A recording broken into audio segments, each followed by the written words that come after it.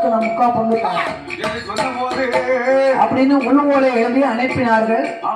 அந்த அம்மா ஓலையை பார்த்தாங்க. இன்னும் வீட்டுக்காரர் சாப்பிட வரல, அவசரமா சோறு வாங்கிக்கிட்டு இருக்கா. மத்தியான நேரத்துல இடது கையால வாங்கினா திருநாத்து மரவைக்கு மேல வச்சுட்டு சமையல் ஏற்பாடு வேலைகளே செய்தார். தாசில்தார் அங்கிருந்து வந்தாரு. குறித்து நீராடி விபூதி பூசாம சாப்பிட மாட்டாங்க.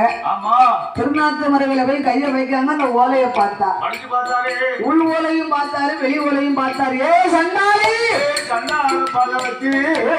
அண்ணன் வீட்டுக்கு திரவியம் கிடைக்கணும், ஒண்ணு கொடுத்தானே உங்க அண்ணனை கொடுத்தானே என் பிள்ளையா கிடைச்சாங்க. பாருங்க, நீங்க அப்படியெல்லாம் சொல்லாதீங்க.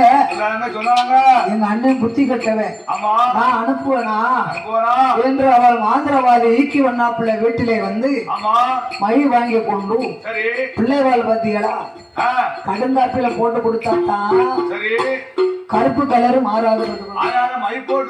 சாம்பார்ல போட்ட கருப்பாயிருமா குழம்பு.